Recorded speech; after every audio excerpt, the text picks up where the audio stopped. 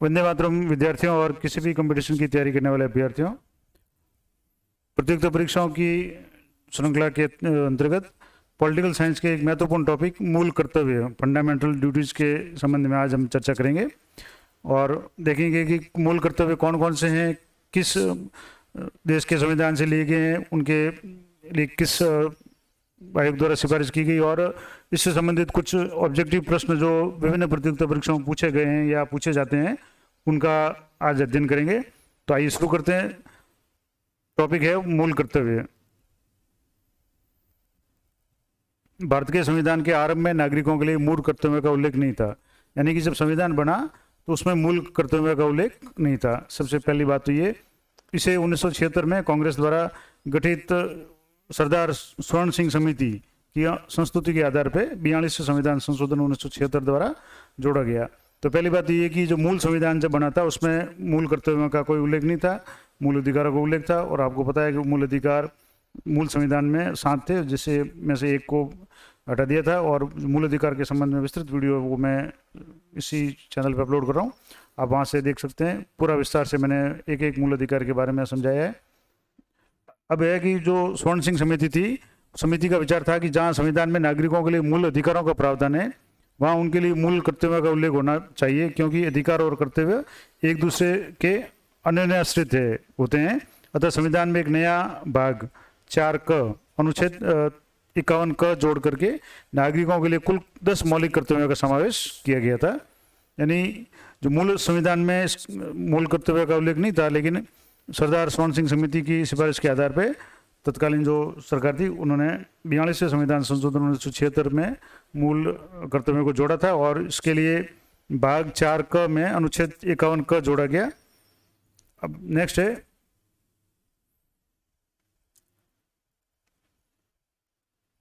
ज्ञातव्य है कि स्वर्ण सिंह समिति ने संविधान में कुल 8 मूल कर्तव्य जोड़ने का सुझाव दिया था। जो समिति थी स्वर्ण सिंह समिति, उन्होंने 8 मूल कर्तव्यों को जोड़ने का सुझाव दिया था और जिसमें नागरिकों द्वारा कर अदायगी का मूल कर्तव्य भी शामिल था। एक इम्पोर्टेंट टॉपिक बात ये है कि जो 8 जो मूल कर्तव्य की सिफारिश की थी स्वर्ण सिंह समिति ने, उसमें कर अदायगी यानी टैक्स पेमेंट करना ये भी एक मूल कर्तव्य में शामिल था। किंतु 42वें संविधान संशोधन अधिनियम द्वारा संशोधन में जोड़े गए 10 मूल कर्तव्यों में इसे शामिल नहीं किया गया, यानी कर वाले को शामिल नहीं किया और 8 में से 7 शामिल किए और 3 अन्य जोड़ करके कुल 10 मूल कर्तव्यों को इसमें शामिल किया गया। यानी ज्ञातव्य है कि वर्तमान में अनुच्छेद 51 क के अंतर्गत मौलिक कर्तव्यों की कुल संख्या 11 है। और जो आपको पता होगा कि 11वां जो मूल कर्तव्य है वो अनुच्छेद 51 क के भाग ट में के तहत 86वें संविधान संशोधन 86वां संविधान संशोधन 2002 में जोड़ा गया। और ये कौन सा है, आपको पता होगा कि जो निःशुल्क और अनिवार्य शिक्षा है 6 से 14 साल के बच्चों के लिए, वो इसमें जोड़ा गया था। तो जब मूल कर्तव्य जोड़े गए थे उस समय उनकी संख्या 10 थी। स्वर्ण सिंह समिति ने सिफारिश की तो 8 मूल कर्तव्यों की थी, जिसमें कर अदायगी शामिल था। लेकिन 42वें संविधान संशोधन 1976 द्वारा 10 जोड़े गए और 86वें संविधान संशोधन 2002 द्वारा 11वां मूल कर्तव्य जोड़ा गया। इस तरह से वर्तमान में मूल कर्तव्यों की संख्या 11 है। अब साम्यवादी देशों में पूर्व सोवियत संघ, जो अभी जैसे रूस है वो पूर्व में सोवियत संघ था, 1990-91 में इसका विघटन हो गया था। तो ये विश्व का प्रथम ऐसा देश था जिसमें संविधान में नागरिकों के मूल कर्तव्यों का स्पष्ट उल्लेख किया था। यानी मूल कर्तव्य का उल्लेख है वो विश्व के जो संविधानों में सबसे जो पहले है वो सोवियत संघ में देखा जाता है। और अतः कहा जा सकता है कि भारतीय संविधान में मूल कर्तव्यों की व्यवस्था पूर्व सोवियत संघ के संविधान से ली गई, यानी इसकी जो प्रेरणा है वो सोवियत संघ के संविधान से मिली। हालांकि सरदार स्वर्ण सिंह समिति की सिफारिश के आधार पर इनको शामिल किया गया था। और जापान के बाद भारत दूसरा प्रजातांत्रिक देश है जिसके संविधान में मौलिक कर्तव्यों का स्पष्ट उल्लेख किया गया है। और पुनः यूएनओ यानी संयुक्त राष्ट्र संघ की जो चार्टर है उसकी धारा 29(1) के तहत भी मानव अधिकारों की सार्वभौमिक घोषणा the universal declaration of the human rights के साथ भी मूल कर्तव्यों का सामंजस्य है।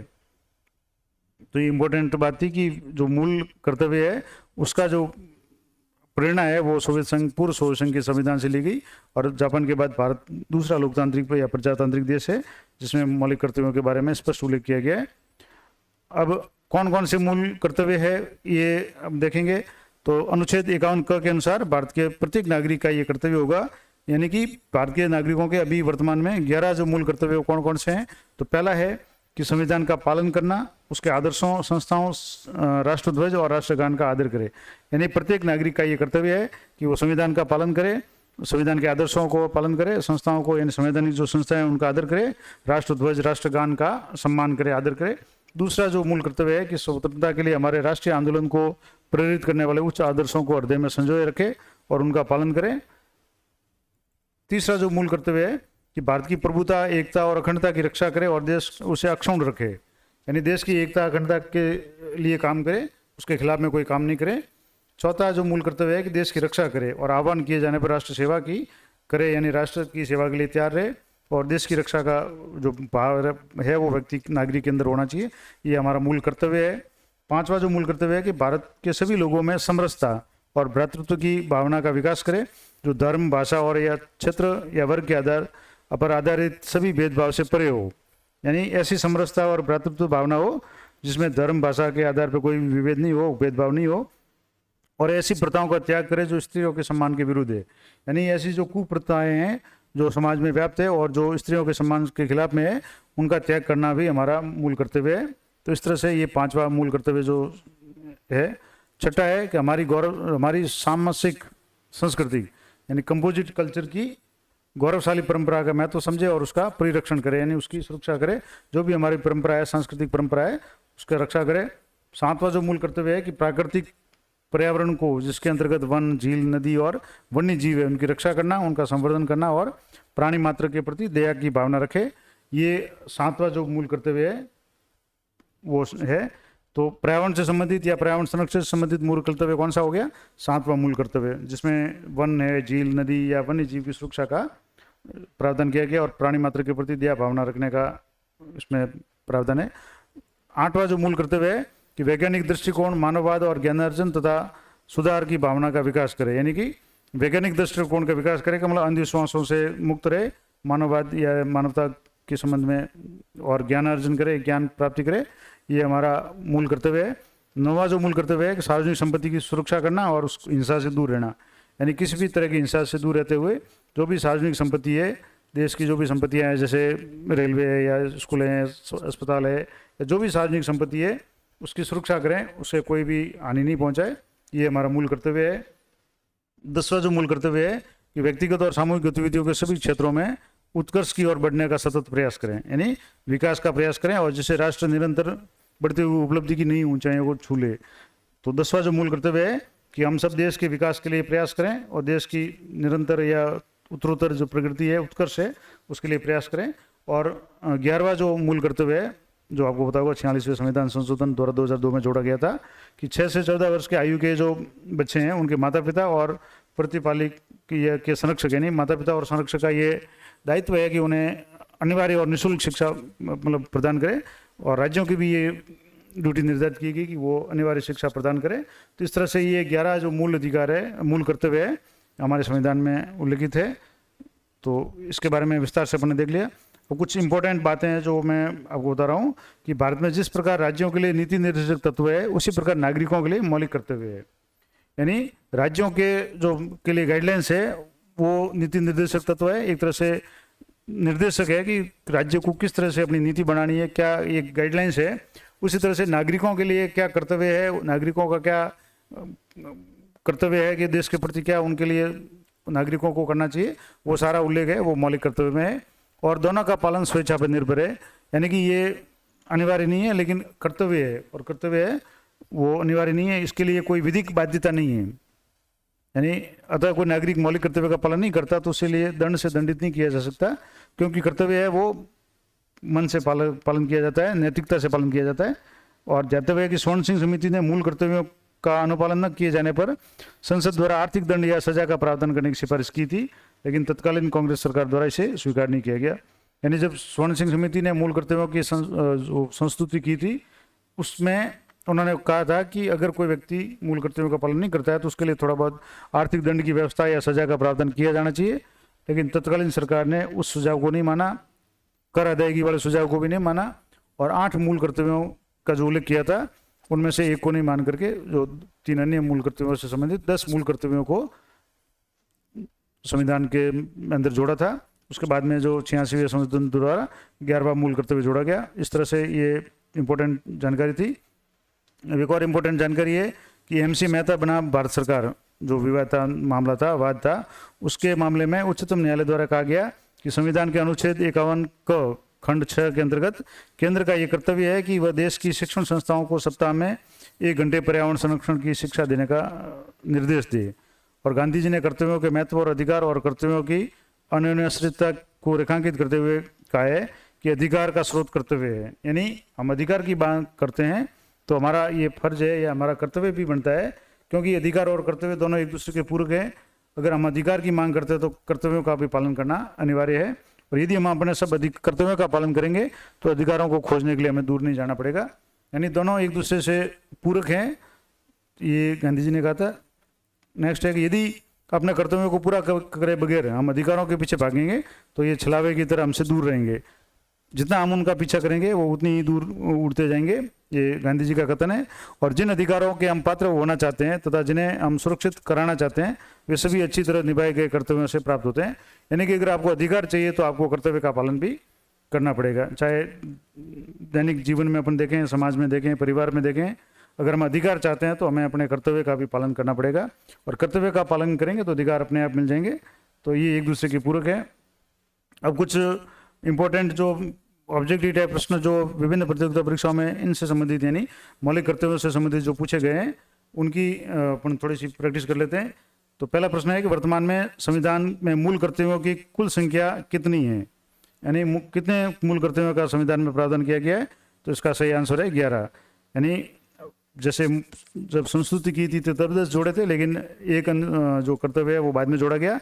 इस तरह से वर्तमान में संविधान में जो मूल कर्तव्यों की संख्या 11 है। नेक्स्ट प्रश्न है कि 86वें संविधान संशोधन 2002 द्वारा 51 क के भाग जो ट में कौन सा मूल कर्तव्य जोड़ा गया।